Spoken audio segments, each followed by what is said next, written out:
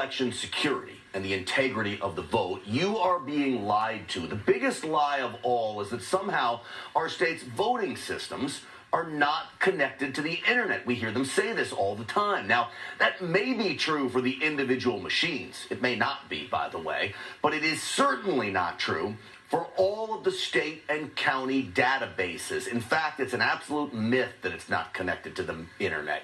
Your votes, in many cases, are being stored on a server in Frankfurt, Germany. Cybersecurity investigators tell me they can prove the nation's largest provider of election software, a system used in 28 states, not only uses servers in Germany, but it's also possibly infected by a malware called QSnatch.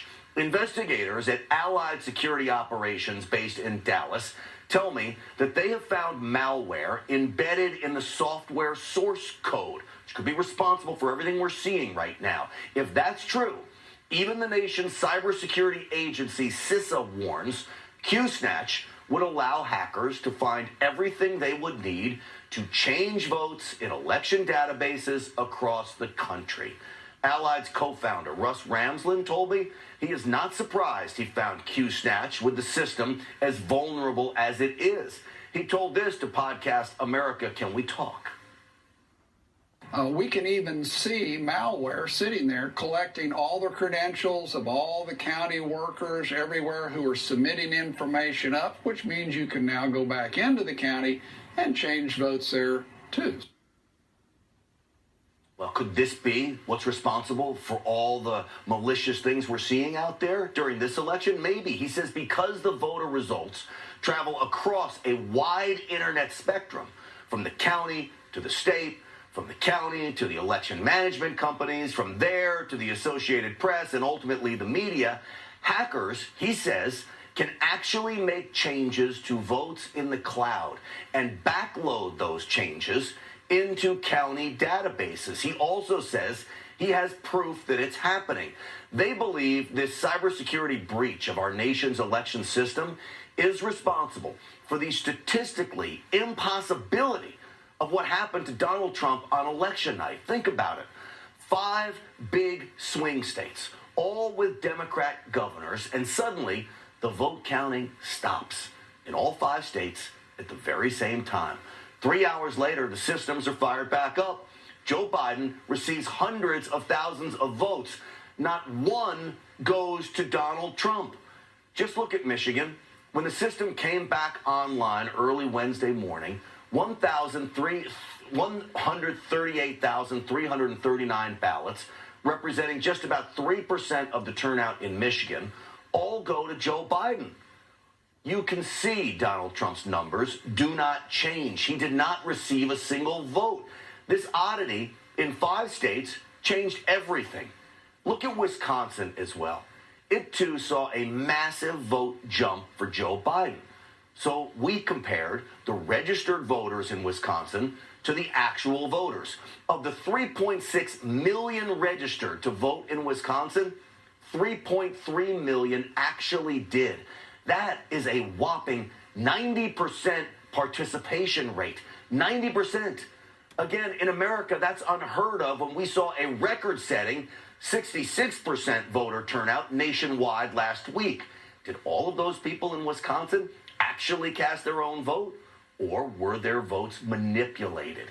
It is certainly a valid question and worth investigating, but the Democrats are doing everything they can to block transparency and inspection.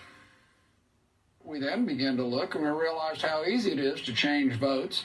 The software is so bad you can easily change the audit trail so that later you cannot even forensically go back and find out the votes that were changed.